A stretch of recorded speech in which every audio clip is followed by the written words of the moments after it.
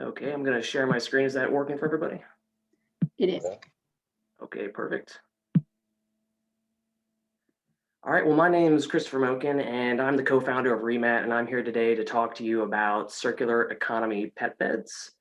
I'm going to first start off by talking a little bit about the problem in the existing pet industry, which is twofold. First of all, it's a very wasteful industry. Almost all the pet beds made here in the US end up in the landfill. And then secondly, it's an industry that uses a lot of petroleum-based and toxic chemicals in the products. And I'm first going to talk about the waste issue here. In the US, we sell tens of millions of pet beds every year, which comes down to tens of thousands of tons of material, which eventually just get disposed of and thrown away. And to put that into perspective, 10,000 pounds is about the equivalency of two adult blue males in size. So it's a massive amount of waste. And this is traditionally taken care of through what's called the linear economy, where we extract materials, we make a product, and then we just throw it away. This is unsustainable. Right now, we extract more resources from the earth than it can possibly regenerate every single year. So this concept of just taking, making, and throwing will not be sustainable into the future. So we must solve this problem. And then the second problem, as I mentioned earlier, was that the products that are in existing pet beds are pretty nasty. This first one on the top here is polyester, and it's something that's commonly used as a cushioning material, and it's also commonly used as an outer cover for pet beds. Unfortunately, whenever you wash an outer cover that has any polyester fabrics in it, it leaks microplastics into the environment. This is actually one of the leading causes for microplastics being found in the oceans and waterways. And it's actually gotten so bad that most fish that we eat from the ocean now have microplastics in them. In addition, it's also a petroleum-based product. And when it ends up in a landfill, it takes hundreds of years to degrade. And then we also have foam, which you'll see in a lot of pet beds, whether it's polyurethane or memory foam, sometimes called eco because they use pure certified foams. But if you look into CertiPure certified foams, they actually still are toxic. They're just less toxic. And these materials, again, also petroleum based and take hundreds of years to degrade in landfills. So we've solved this in two ways. And I'm first going to talk about the material side, and then I'm going to talk about the logistics side. On the material side, we have made a pet bed from 95% recycled hemp and cotton. Our exterior is a hemp canvas that's been treated with clean chemistry, so it's water resistant, stain resistant, and odor resistant, all while being completely harmless to the environment. It's completely biodegradable and non-accumulative. We then have an interior layer of fabric made from recycled hemp and cotton. And then inside of our pet beds, we fill them with 100% recycled cotton denim fibers. This is post-industrial jean waste that would normally just end up in a landfill.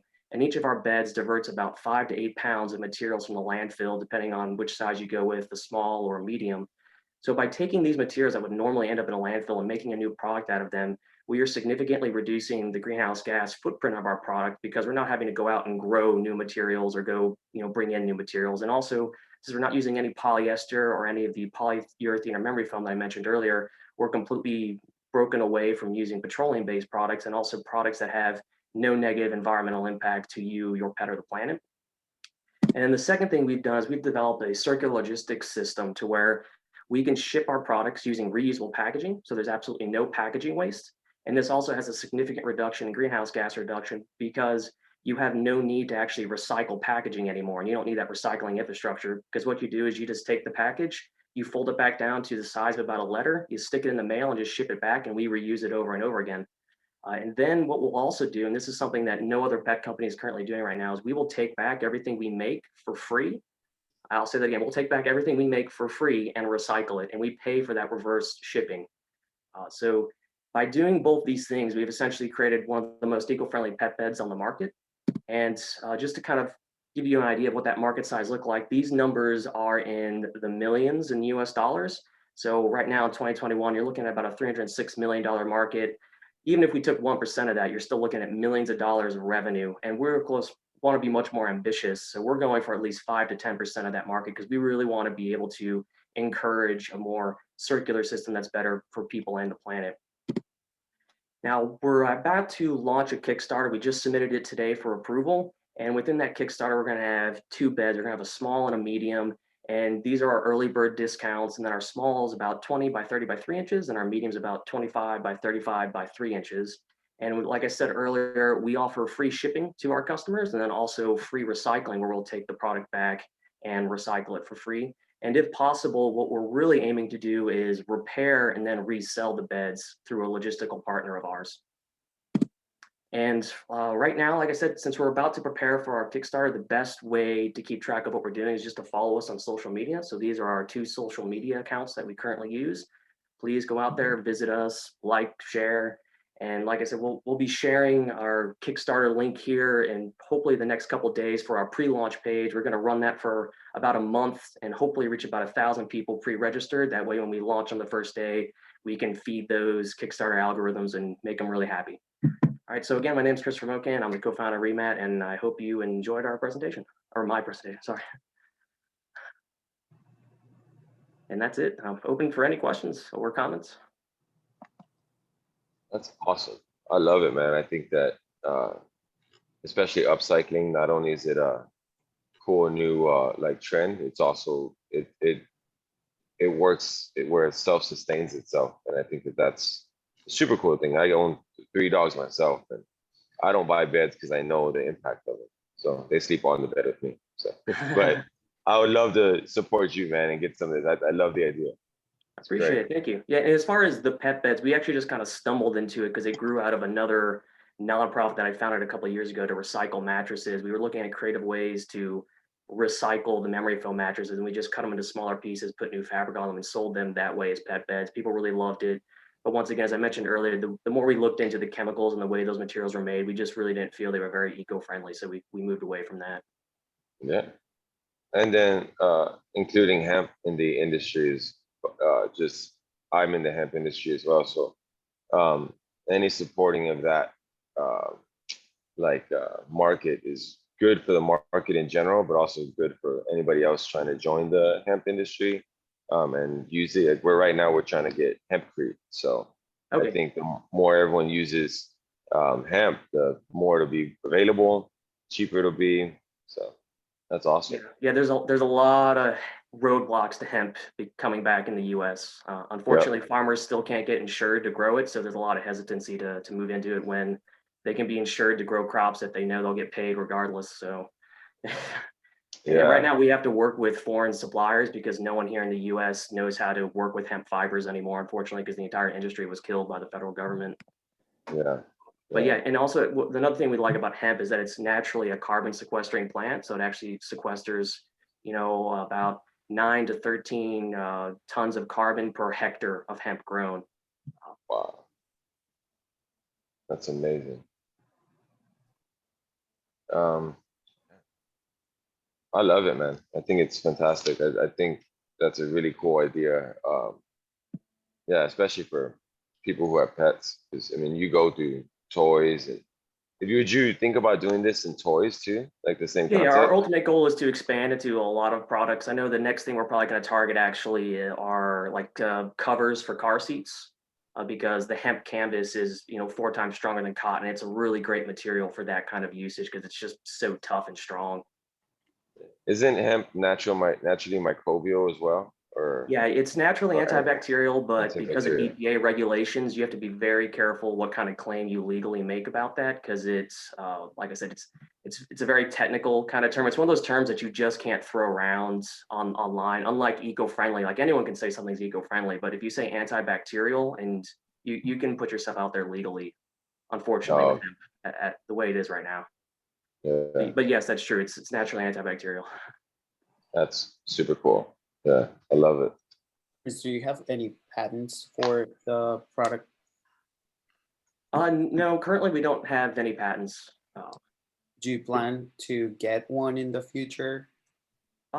Yeah, I mean, we've looked into it, but from what I understand, like what we're doing, it's not as if we've innovated a whole lot compared to the way someone normally makes a pet bed.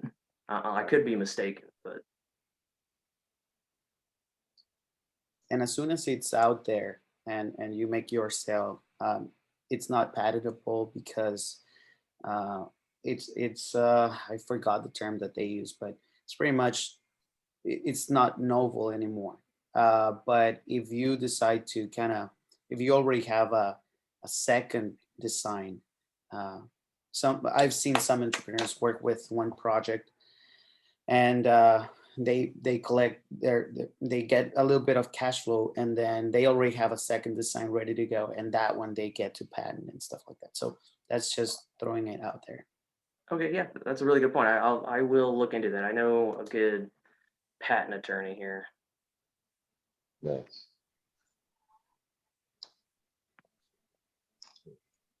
I have a question. What, I don't own any pets, but I know lots of pet owners. What would drive them outside of the environmental factor? What would drive them to switch? Is there a reasonable cost difference? I don't really know what the cost is of a regular pet bed, but if you are going environmental, I'm sure it's a little bit more expensive. So what is your driving factor? Yeah. I'll first touch about cost. Yeah, for cost, we're definitely in more of that premium range. I mean, you'll see companies like Casper that sells mattresses. They sell pet beds, but their pet beds are over $100. So we are in more of that premium range. And right now, like I said, the 85 and 95, that's just because we're going through Kickstarter. They have fees, and of course, our minimum order quantity is lower. Once we scale up, we'll be able to drive down that cost a little bit. But yes, traditionally, most people, when they're going to buy a pet bed, let's say at a local Petco or something like that, they're paying really low prices, like $30 or $40 a bed. But then again, that's because they're buying some mass-produced, chemically toxic piece of junk, in all honesty. So yeah, other than the environments, the other reason they would switch would also just be the advanced features found in our bed. Like I mentioned earlier, we are the only company I'm aware of right now using clean chemistry to where our pet beds are they're water resistant, stain resistant, and odor resistant, and it's a chemical formula that has no negative impacts on human health, pet health, or the environment. So those would be some of the reasons someone would switch, other than environmental, would be performance factors. Gotcha.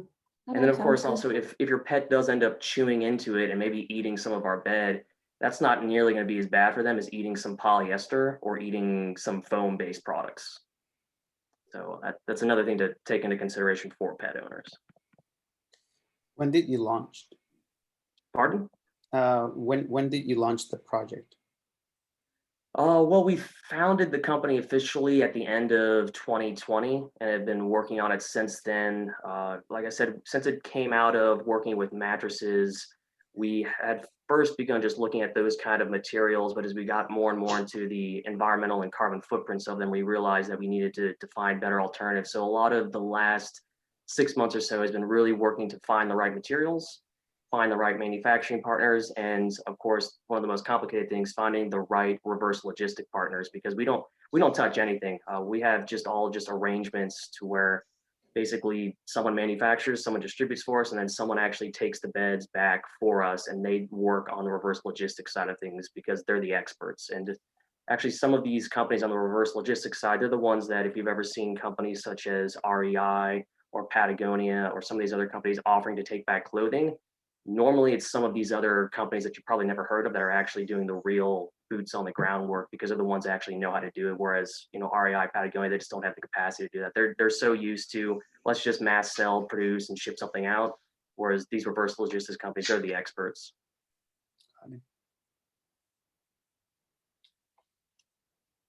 Do you know any of the numbers on the market for, because I know as a pet owner, I would pay for a higher end pet bed, but I know a few pet owners like myself that would have no, because of this idea of how much better it is.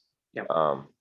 But as far as that particular market of people who are interested in healthier options for the date, where they see their pet as less of an object and more of like a partner.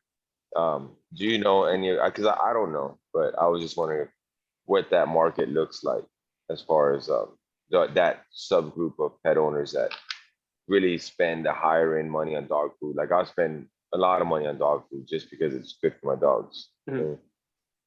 Yeah, it's definitely smaller than the overall market, but it's also growing because people are just more aware. And then also governments are starting to get involved in such a way that other companies are going to have to switch to more sustainable product of this. I know Germany, for example, just passed some really strong laws where even if you're importing products, they're going to have to meet certain sustainability. Like they can't be made through illegal labor, for example. Like you're going to have to start proving how you're making products in a sustainable, ethical fashion, and also where some of the materials are coming from. And you're going to have to know more about your greenhouse gas footprint. And it's part of this legislation that's coming down from these companies and countries that are realizing that we need to switch. Because I'm not sure how much you know about carbon, but right now, basically, we are not going to stay under our 2% goal that we set through the Paris Accord.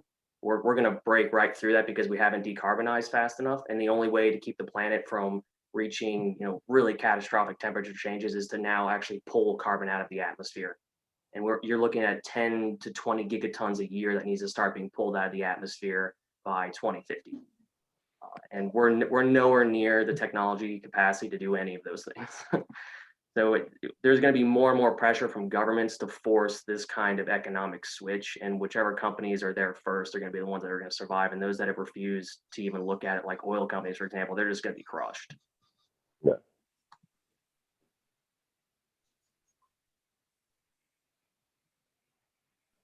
Great. We have a comment from Facebook which says, "What are the goals of the Kickstarter that you mentioned?" And if anybody else has questions, you can on Facebook, you can put them on the comments, or you can just raise your hand here on Zoom. Yeah, for the goals, we're trying to reach a funding target of about $15,000, and that'll essentially help cover the initial cost to purchase our first production set of beds and get them shipped to our distributors. And then, of course, everyone can just buy the bed directly through our Kickstarter. So that's the actual reward, is you get your bed delivered to you. As I mentioned earlier, it's zero waste packaging as well. So I hope that's going to be a new experience for a lot of people to actually just get a package that you just fold back up and stick it back in the mail, and you don't even need to use a stamp. And that way it's a very rewarding experience to know, hey, I actually know where it's going, and that's going to be reused again. Whereas right now, existing packaging, because I worked in the solid waste and recycling industry for many years, and I can tell you most recyclable packaging isn't actually recycled. It's a lot of greenwashing out there, unfortunately. We hope to really change that and give a new experience for people. And we do also have an option in there that's a lower cost option where individuals can actually just buy a bed and have it donated. So we're working with nonprofits.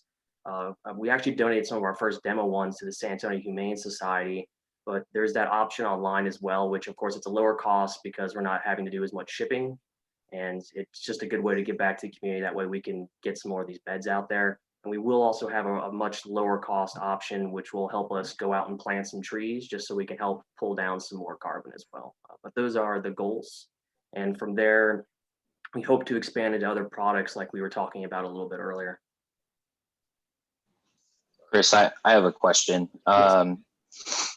So I was looking at your website, and very heavily focused on the product itself, but not a whole lot of focus, or maybe not as much focus on like the benefits to the animals or just animals in general, which is somewhat different from most of the other pet bed or pet product companies I've seen. So I don't know if that's a thought or where you are in terms of your marketing, but I think maybe a higher visual or a higher conversation about benefits to the pet themselves might articulate better for the owner. I don't know. No, absolutely. You are spot on. And that's one of the reasons I actually didn't list the link to the website, but congratulations on tracking it down. We hadn't even indexed it yet because we didn't want people to find it. We just had it out there so we could work with folks to get some feedback, just like you pointed out. Yeah, we're working right now with a UX designer and a copywriter to help us make it look more like a traditional e-commerce shop, and to bring in all those features and messaging that you just mentioned. So yes, thank you very much for that comment. No problem, sorry. Oh, no, not a problem at all. Yeah, marketing is not something I'm built for. I am, in entrepreneurship, they normally talk about 3 different kind of qualities you look for: a hustler, a hacker, and a hipster. I'm not the hipster. I'm just the hustler and the hacker. Like, I'll go build the processes and bring everything together, but someone else has to market that thing because it's not my forte.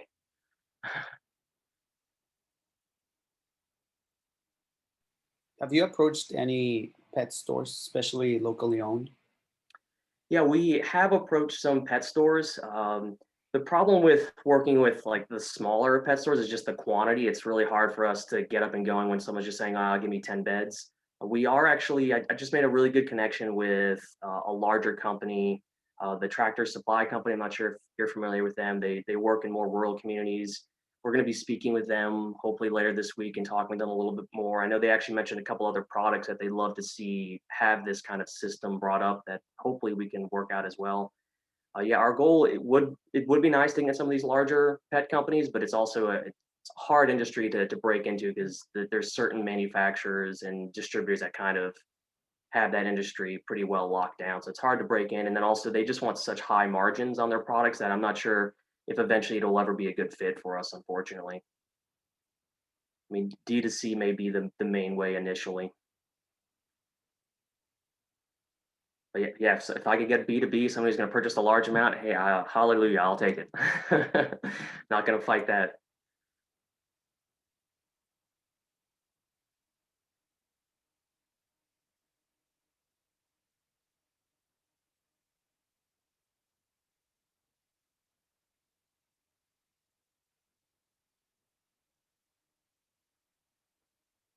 Are there any other questions that came in through Facebook?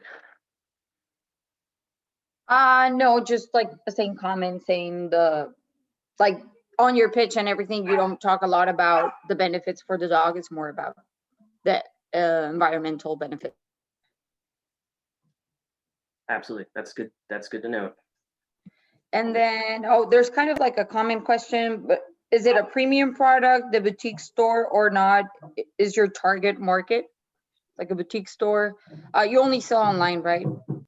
Well, yeah, we will initially be selling online D2C. And as I mentioned just a little bit earlier, we're still working out the website to get that up and running. But what we're doing initially is launching through Kickstarter to fund enough of the initial, the production actually to get the first round of beds made and out there. And once that happens, then we'll sell more through our website as well. Yes, this would probably be something that falls more into a boutique setting. Again, something that we discussed a little bit earlier on, that the price points of our beds, which will be around, 85, 95, depending on the size, small or medium, is definitely on the higher range of the pet bed market, but it's not the most expensive. And as we scale, we'll be able to drive down that cost a little bit. And if we can work with retailers that are willing to purchase larger amounts at a single time, they'll be able to sell it at a little bit of a lower cost as well. Hope that answers the question.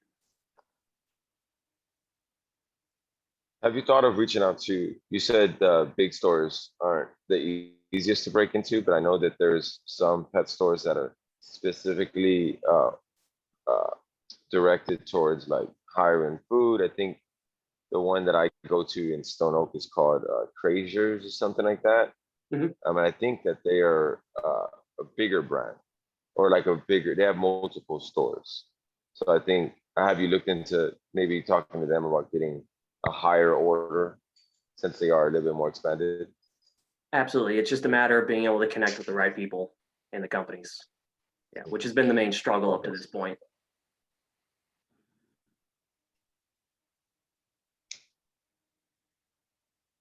And another platform we have used is called Range Me, where it helps you actually put your product out there, and then companies that are actually looking to source go to that platform to see what's out there. So we have submitted to a couple companies through that as well.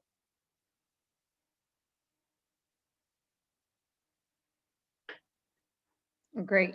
Thank you, Chris. I don't know if there's any more. I don't see anything more on Facebook. Is there anything more here in the Zoom? Any questions, comments for Chris? Was there any specific feedback that you were looking for to get today, Chris? I wasn't really looking for specific feedback. I was really just looking to get the message out there and start promoting, because that's what we got to do for the next month, is just get this spread as far and wide as possible. Like I said, one of the major goals of the next month is to hopefully get about 1,000 people signed up on the Kickstarter page once we have the link ready.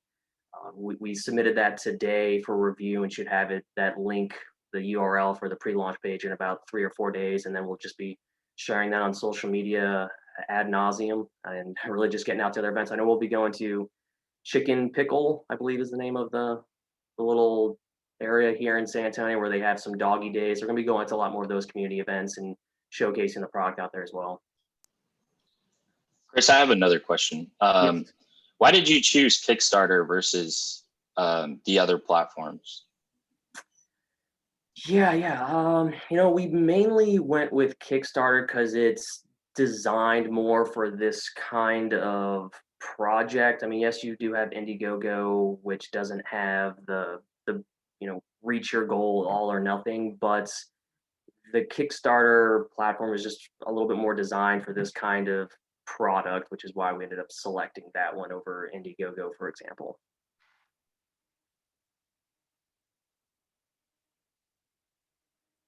Okay, thank you. Absolutely.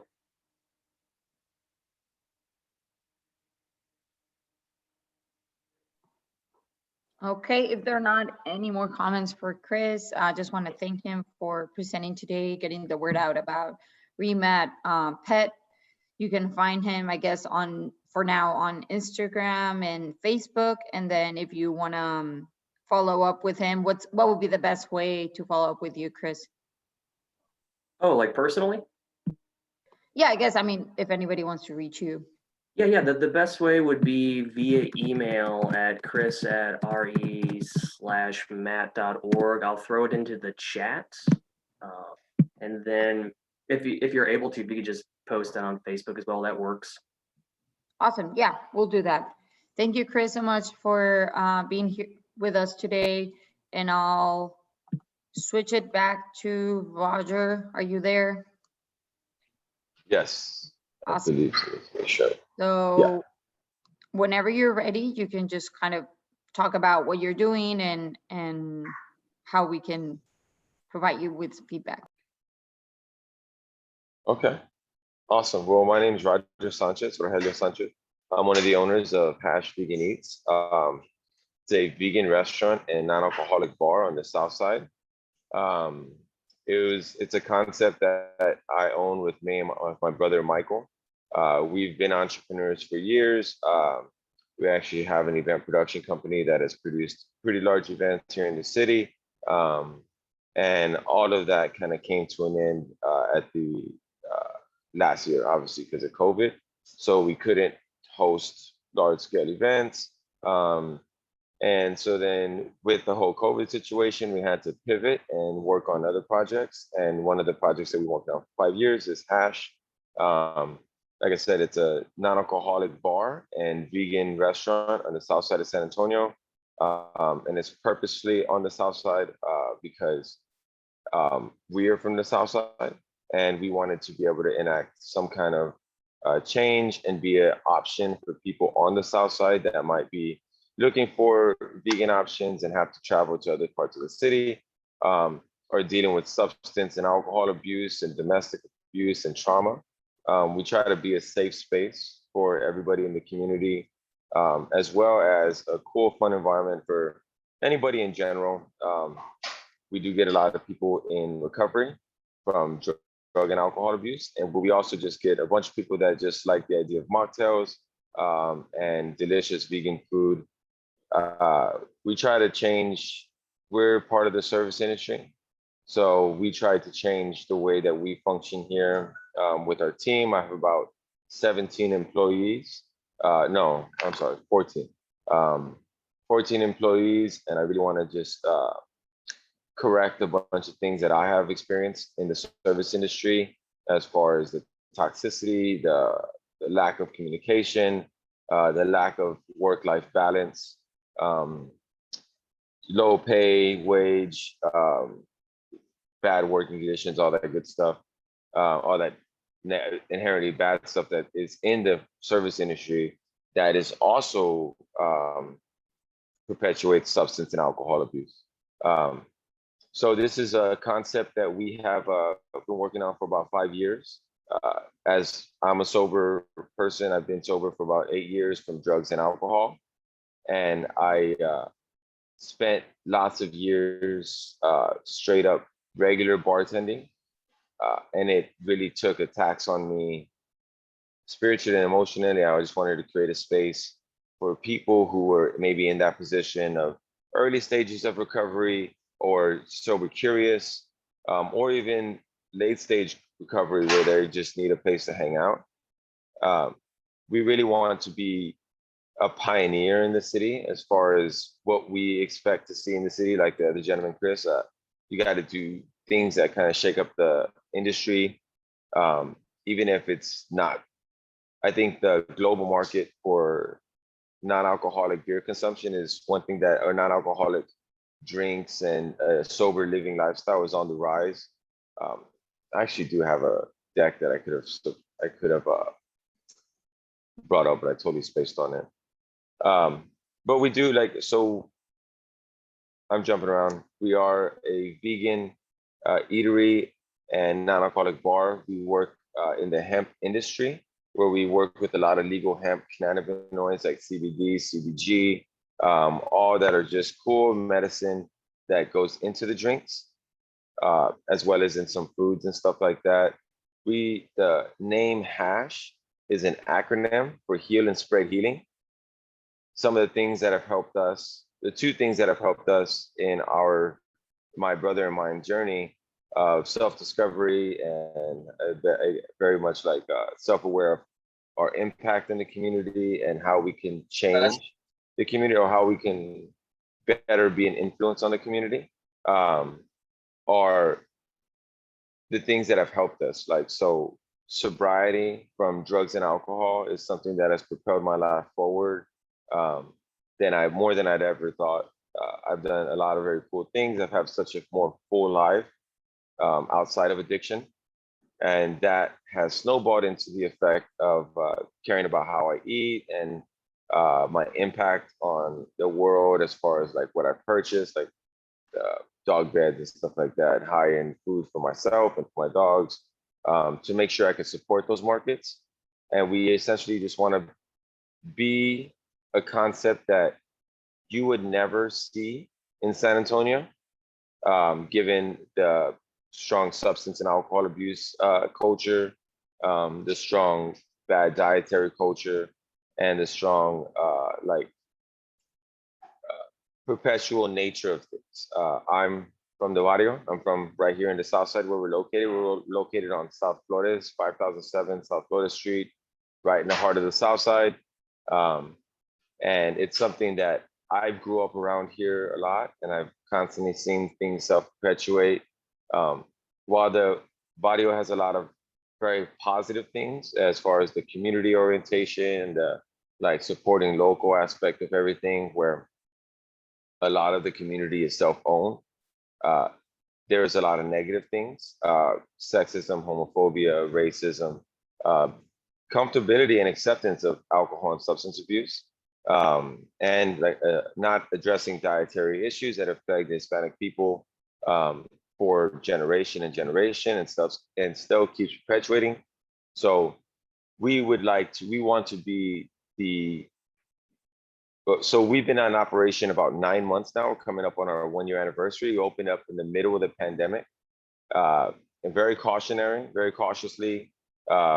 We did a lot of to-go, we limited our seating, but we decided that the project was started prior to the pandemic, but right before the pandemic, about 3 days before everything shut down.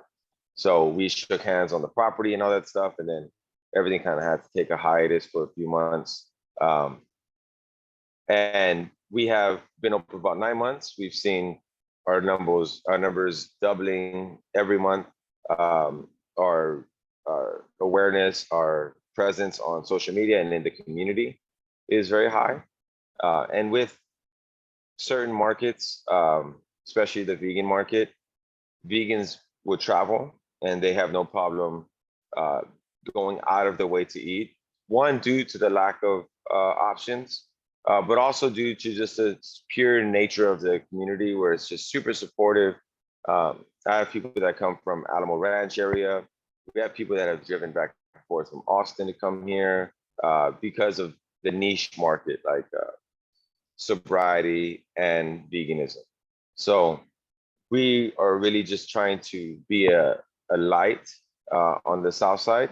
One of the projects, so we don't ever do anything, even when we had our event company, we don't do anything in the pure aspect of like, this will make money. Well, it's a business and those things are very important.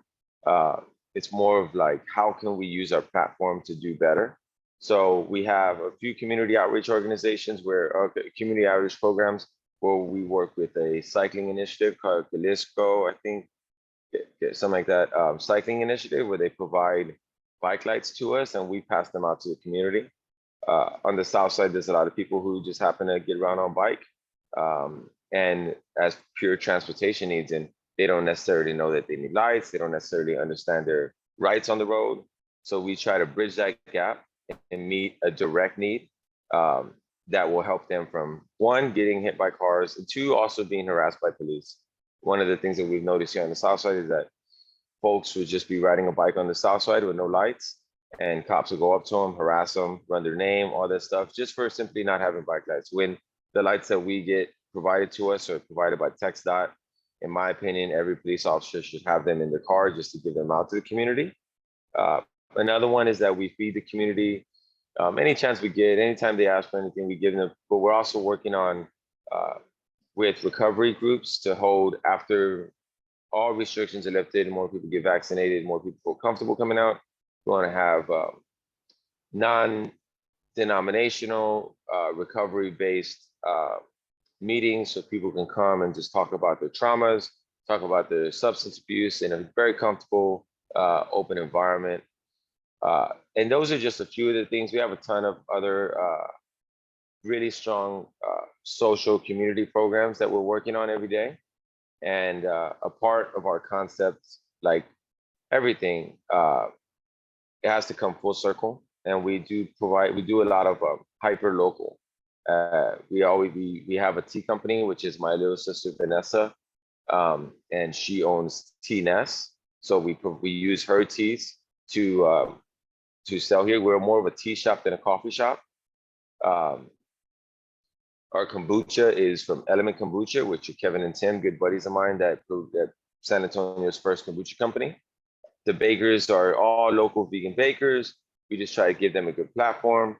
Everything that we do in any way that we can, we find a way to incorporate San Antonio local young Black and brown entrepreneurs to give them a platform and to give them to increase the sales so that they can reach the next levels of success. So hash in itself is something that has come out of strong research in the non-alcoholic market, as far as the non-alcoholic spirits that we work with and the non-alcoholic beers that we work with. Those companies have been bought by a company called Diageo, which is the world's largest alcohol purveyor. They own things like Heineken, not Anheuser, but a bunch of other things. All the small breweries are all kind of semi-owned by this company that helps levitate them to a higher platform so that they could become more successful. And I learned about that a few years ago. The number of Americans either taking a break on alcohol or limiting their alcohol consumption is completely on the rise. We work with a company called Athletic Brewing Company. They're the only non-alcoholic beer company in America that has 2 dedicated breweries just for non-alcoholic beer. And we're really just trying to mainstream the idea of living a more conscious, sober lifestyle. And I think that in order to do that, you kind of have to break through a lot of social norms. You can't be very effectively towards you being like, well, you can't have meat. You have to eat plants. You can't have alcohol. A crafted cocktail, it just happens to have no alcohol. It has a flavor profile of tequila, has a flavor profile of whiskey, in whatever drink it is. It's just non-alcoholic, and it's a good environment. It's a good, it's something that is subconsciously that our body does, especially when we're in a social environment. We're looking for something to have in our hand to kind of bridge that gap, like of awkward tension. Same thing with veganism. take away from people, you have to add to it. So we provide just super delicious vegan food. Since the name is Hash, it is breakfast directed, but not guide like completely. We have things like fish tacos that are vegan and stuff, but a lot of the meals are breakfast directed. I've always been a fan of dinner, like breakfast for dinner. So that's kind of the vibe. But we really just kind of want to shake things up, be innovative, and do with our platform what we would what we would like to do if we have a platform. We want to be able to promote things like our friends' businesses and a conscious way of living, sobriety, and all that good stuff. So one of the resources one of the things that we're working on is reaching out to community leaders. I do want to go down to the police substation for this district or for this area and talk to the police about picking up bike lights so that each squad car can have at least 2 bike lights in the car and kind of work on a program to not have a vehicle, might not have the most money, and instead of harassing them and giving them a ticket and checking them for warrants, they can easily just help these people. And that's ultimately what we're trying to do. We're trying to help people rather than hurt them. I was homeless. I lived in a car. I was really down in poverty and substance abuse. So I see the importance of seeing people for who they are as beyond their situation as human beings. And I want to work with that because one of the biggest things that I've dealt with in my life, as well as a lot of people in my position, is bad relationships with cops, with the police. And the only way that that'll change is if we bridge that gap and try to work with them in the community rather than create this divide where it's the people against the police. So Roger. that's something that we're looking at. We're looking at trying to just get local government involved and really help bridge the gap in that sense. So that's a brief. Thank you. Yeah, thank you so much for sharing kind of like your inspiration to create this platform, your business, and how it has helped the community. I think it's really, I guess, inspiring to other businesses to find that purpose behind it. And we do have a question in Facebook, and then if anybody in Zoom has questions, you can also, I guess, address them after this one. It is, what has been the biggest challenge so far? I guess it in the business sense, like what has been your biggest challenge?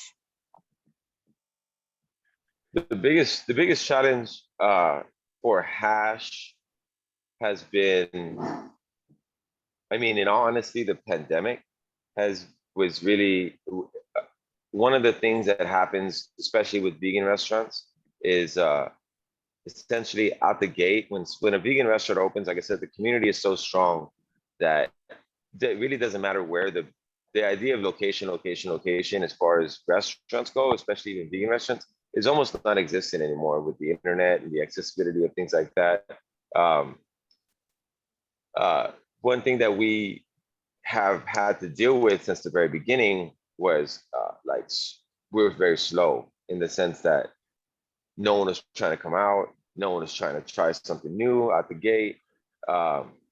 So really building that up, while that was it felt like a disadvantage at the beginning, it allowed for us to kind of get our footing in the community, but also really round out our product. I mean, I don't know if anybody in this chat or anybody online has been to Hash, but we have really just done a ton with our menu and what we could provide for the community, as far as our food and our drink menu, and our space. Our spaces really come together. It's a really cool vibe. It's really quaint, and by default, we get a lot of people that say that it's a very safe space. They feel very comfortable in it.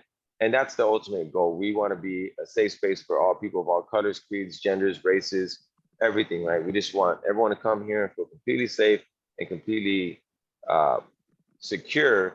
And all of that was able to come about because we were given a brief moment in time ahead of, during the midst of the pandemic, where we were able to we were able to sustain our business, because initially it was me and my brother. Like I said, now we have 14 employees, and they're all phenomenal people.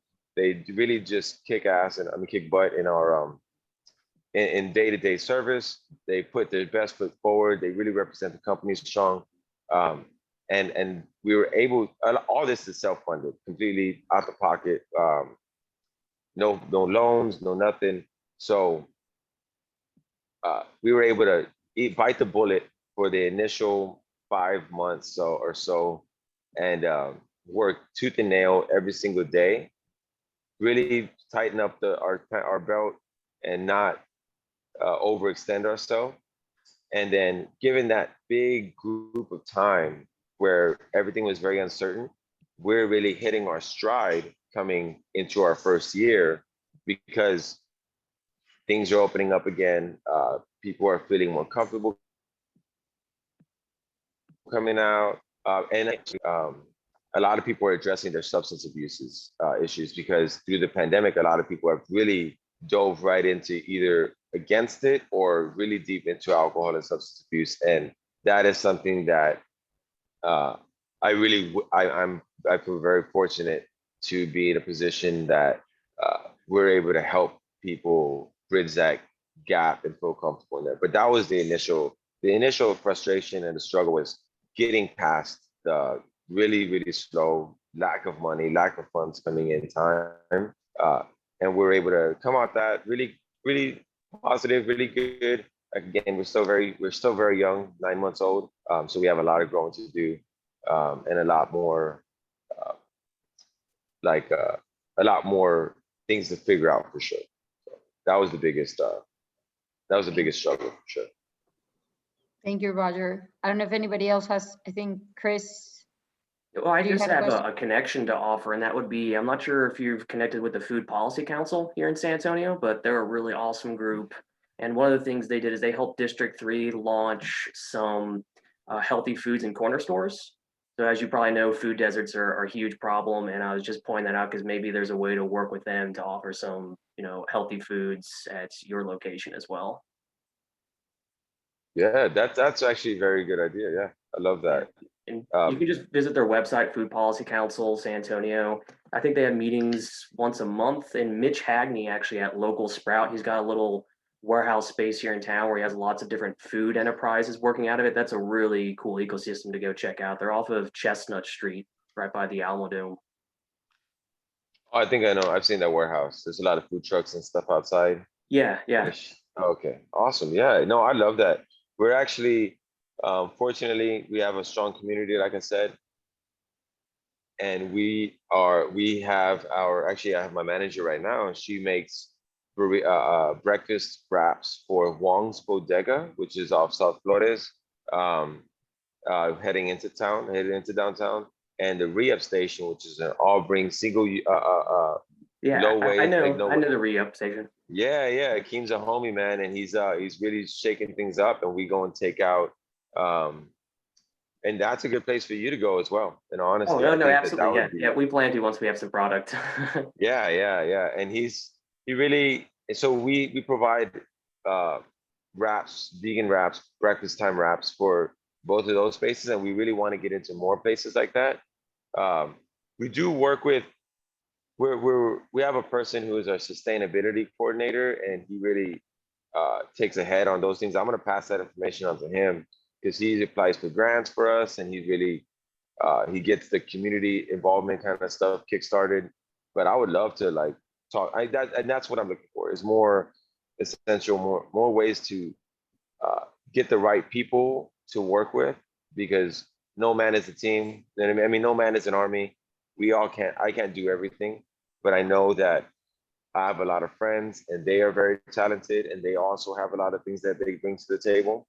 So I would love to work with and figure that stuff out, because that's another thing. We're trying to get to district leaders. We've had meetings with district council people and stuff like that, and people involved in local government coming here. Greg Brockhouse came by, and I interviewed him, and I mean, I'm not a big fan of any of his policies, but it was an opportunity to talk to a politician, and really kind of just give and speak my mind. I want to be proponent for change in the city, and I think just like yourself, I mean, and I think that I want to get in the most opportunity as possible. And I would love to hit up that. I'm gonna hit him. I'm gonna tell him right now. Is it Food Policy Council that we The said? Food Policy Council of San Antonio, and then Mitch Hagney at Local Antonio. Sprout. Mitch is, I believe, the president of the Food Policy Council.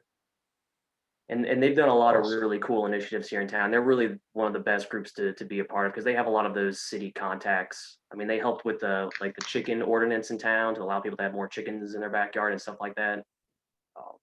Wow. Okay, that's very cool. Yeah, and Yeah, another and guy, since you mentioned bicycles so much, would be Brian Martin Yeah. at Bronco Bikes. He actually converts bicycles into electric bikes. He's really big into that community. He might have some contacts. Oh, in out there, really? and I know he's approached the police before, and since you mentioned trying to do that, he might have a good contact there.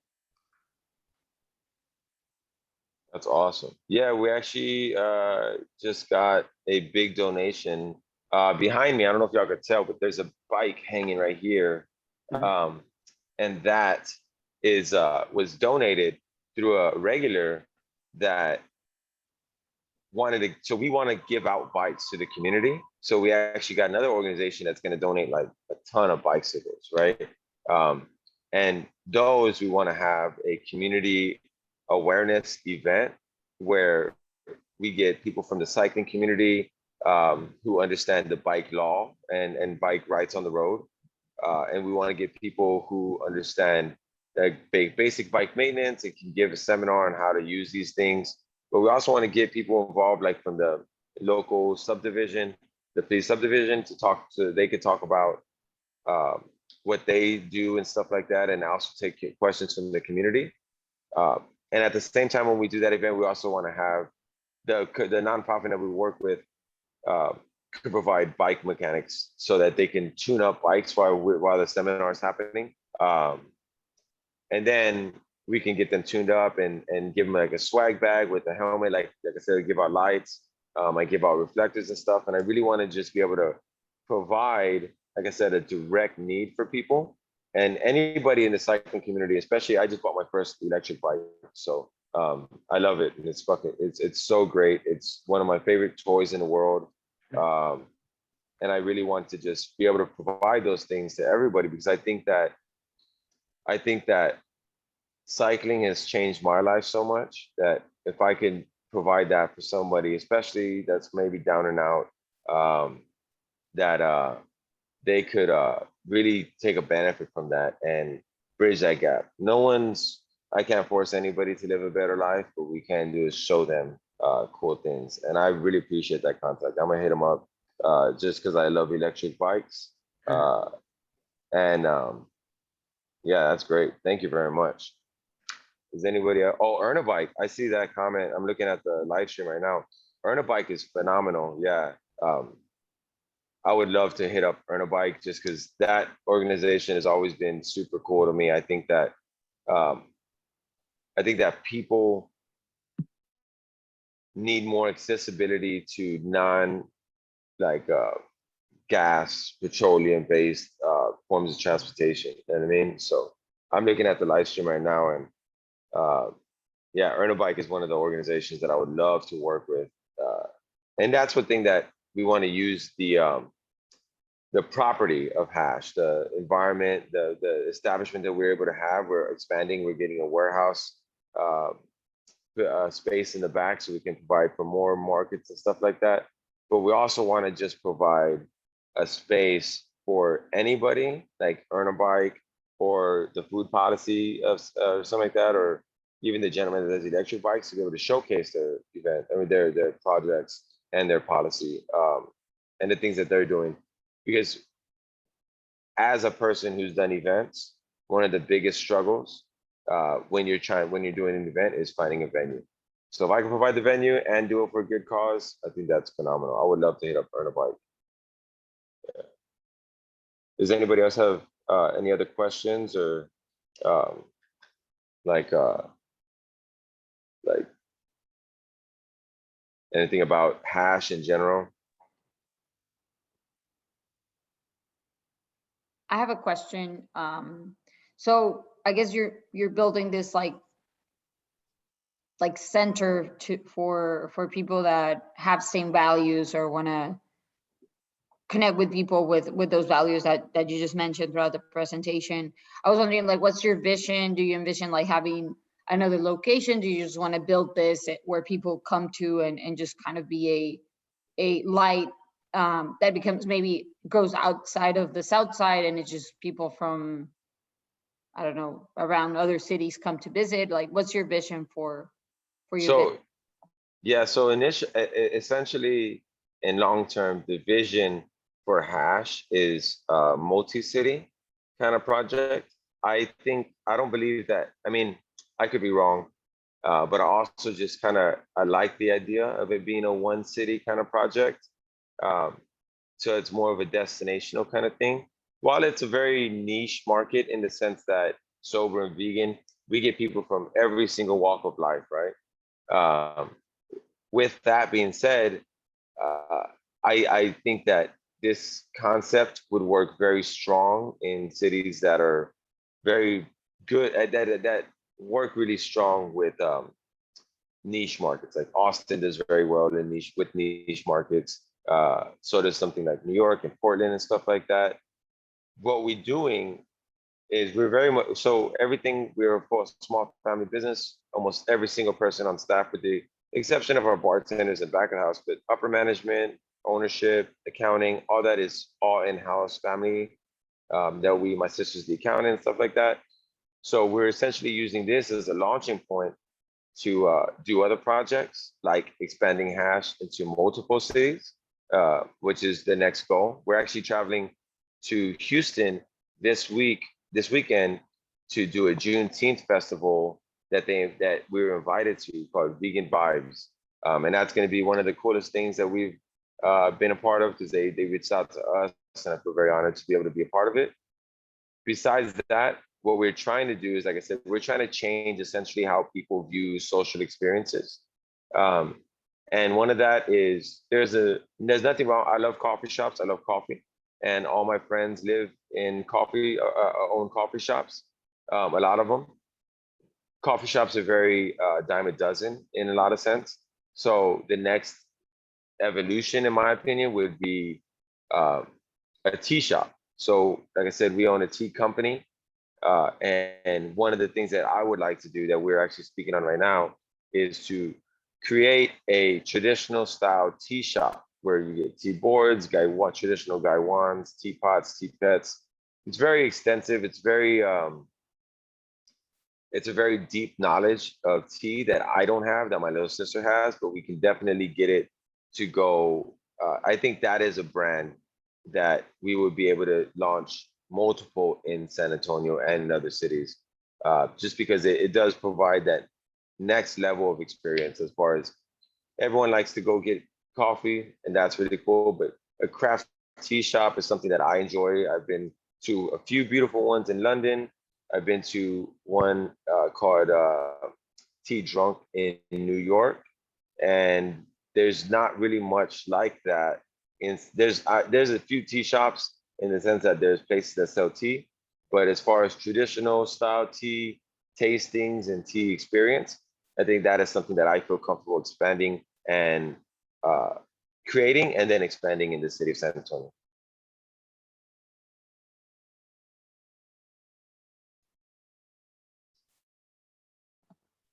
Thank you. Yeah, I think like that, like city by city, I think it's a great concept, just because of the nature of what you're trying to create. Yeah, and one of the things that we kind of get, in the sense I feel we have been blackballed by a lot of media in the city, thankfully, and I gotta give credit where credit's due. My SA has stepped out on a limb multiple times. They were the first ones to do an article on us, and they've on the third article that was just released yesterday about our sober siesta, and we've been, but at the end of the day, I feel like we've been very blackballed by main media. People from KSAT and CANS always approach us and say that they want to do a segment, and then they present it to the higher ups, and the higher ups, I'm assuming, nix it. And I believe that has to do with our logo, which is the hemp plant, but it's very synonymous with the cannabis plant. And while I see that, while I understand that that is it's a hurdle. So going back to that initial question, that is also one of the hurdles. One of the hurdles is we have a huge cannabis plant essentially on our logo, but it's a legal hemp, not completely legal in this through the Farm Bill, completely legal in Texas. But it has a certain stigma behind it. So we want to be able to break that barrier here in San Antonio, but also there are markets that we don't have to break that barrier for. There are markets like New York City, Austin, even Denver, Portland, LA, which are all cities that we're very used to and that we have visited and that we would like to launch the next concepts. The idea is so I could get the acronym is Heal and Spread Healing. The idea is to heal and spread that healing throughout the world, but also like mainstream it. Like I like to think that I have a really fun life. I do a lot of cool things and I do it completely sober. And I think that the more I'm able to expand that and push that concept and that way of living across the board, like I said, multi-city, I think that'd be great. Because I honestly, I don't know if you've ever heard of Hash or if you have been here, but it's a very unique, one of a kind place. And I love it for that reason. I want to be able to show the world a cool environment where you don't have to get drunk or eat animals in order to have a good time and eat tasty food.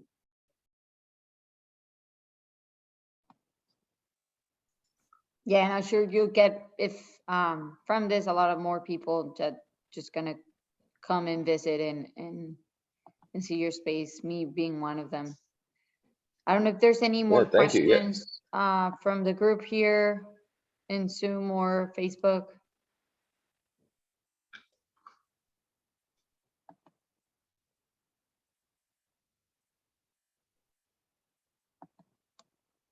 I guess not. That's I really what's appreciate everyone's. yeah. I was just gonna ask, what would be No, the I just best way appreciate to contact everyone's you? attention. Through Instagram or Facebook. We also have a website, hashveganeats.com. It's hashveganeats on Facebook and Instagram. Those are the real forms of contact for me. I run all the social media, so I would say those would be the easiest and most effective ways. Also, my email, rtsrogelio@gmail.com. I respond immediately through email. So if anybody wants to have any questions or feel like they have some input and stuff that they can send out to me, I'm completely open to anything. Awesome. Thank you so much. And thank you everyone Appreciate it. for being here. Thank you, Roger. And I'm gonna put in your email in the Facebook as well. That way people know where to find you.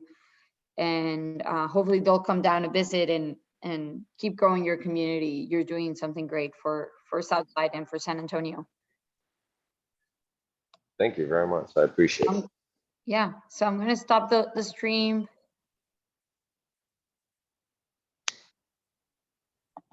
Stop the stream.